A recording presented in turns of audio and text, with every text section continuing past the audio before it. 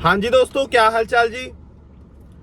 दोस्तों अभी तक हमें यही पता था कि जी एक्सप्रेस एंट्री की अगर हम बात करते हैं ना, देखो जी, एक तो जनरल कैटेगरी है जी, ठीक है, जिसका स्कोर बहुत बहुत बहुत हाई जा रहा है। और एक हमारी भाई 6 अदर कैटेगरीज हैं भाई, जो कैटेगरी बेस्ड हम ड्रॉ बॉल देते हैं जी। उसमें भाई हेल्थ केयर का आ गया जी, ठीक है, स्टेम का आ गया, फ्रेंच का आ गया, ट्रेड का आ गया, ट्रांसपोर्ट का आ गया और एग्रीकल्चर, जो 6 कैटेगरीज वो हैं। ठीक है जी, वेट करते करते करते करते भाई हमारी हालत खराब हो गई, लेकिन कोई ड्रॉ नहीं आया। लास्ट वीक भी कोई ड्रॉ नहीं आया भाई। आना था, आना चाहिए था, हर 2 हफ्ते के बाद मोस्टली आता ही है, राइट।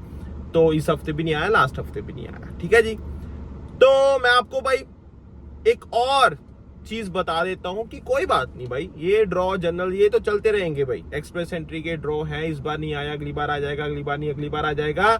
बट साथ के साथ it's very important to have second option. Second option क्या है भाई?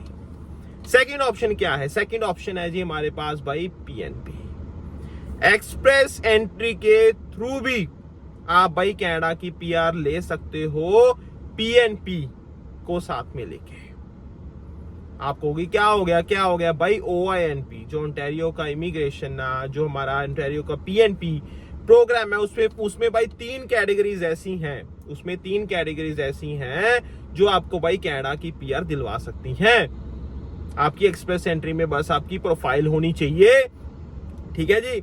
और फिर आपको भाई नोटिफिकेशन ऑफ इंटरेस्ट आ जाएगा जी, ठीक है। और आप फिर भाई इन चीजों में, इन पर्टिकुलर जो कैटेगरीज हैं, इनमें आप अप्लाई करोगे भाई, ठीक है जी। उसके बाद फिर आपकी भाई पीआर के लिए अप्लाई कर दोगे and you should be done, ठीक है। डिटेल में तो चलो भाई हम टाइम टू टाइम डिटेल में भी जाएंगे, डिटेल में। मैं आपको बेसिक बता रहा हूं इस वीडियो में कि ये सब चीजें क्या है और कैसे हमें पीआर मिल सकती है भाई, ठीक है।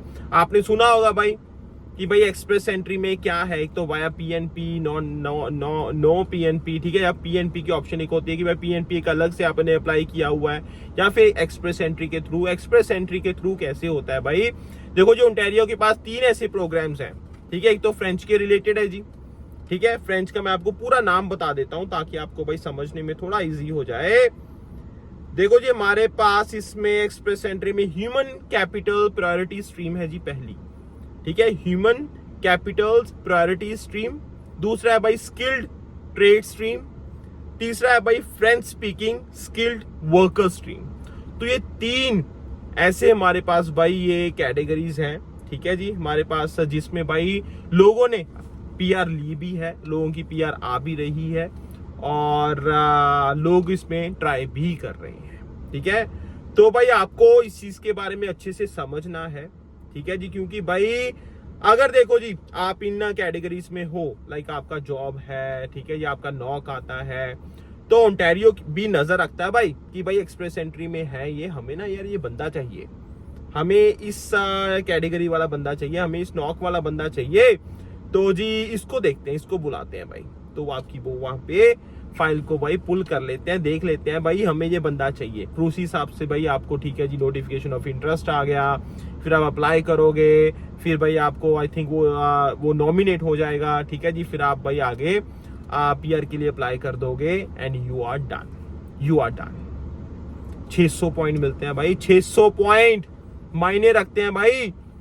कहां से कहां पहुंच जाओगे, 600 पॉइंट मिल गए, ठीक है जी। लेकिन भाई जब नोटिफिकेशन ऑफ इंटरेस्ट आ गया, इसका मतलब ये नहीं है कि आपकी भाई पीआर पक्की होगी, ये हो गया भाई। पूरा प्रोसेस है जो आपको फॉलो करना पड़ेगा, ठीक है जी। तो भाई अब आपने किन चीजों के बारे में सर्च करना है, जो मैंने भाई ह्यूमन कैपिटल प्रायोरिटी स्ट्रीम के बारे में आपको बताया भाई, ठीक है जी। दूसरा भाई फ्रेंच स्पीकिंग है ना, फ्रेंच स्पीकिंग हो गया जी।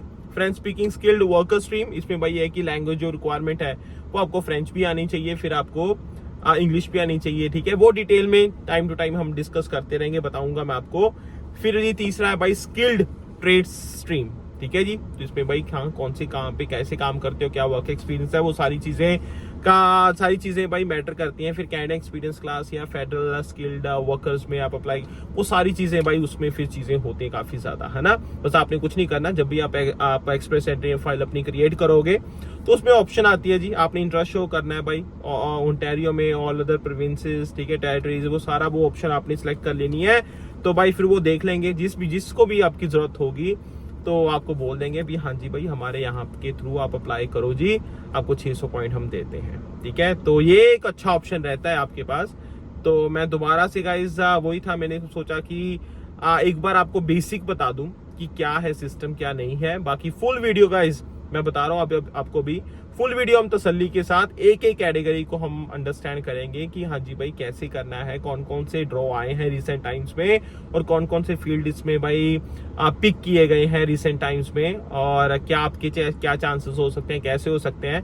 बट फॉर टाइम बिंग आपको ये अंडरस्टैंड करना जरूरी है कि भाई PNP, ठीक है, और एक्सप्रेस एंट्री का रिश्ता क्या है, रिलेशन क्या है, कैसे PR होती है, ठीक है, वो मैंने आपको बता दिया।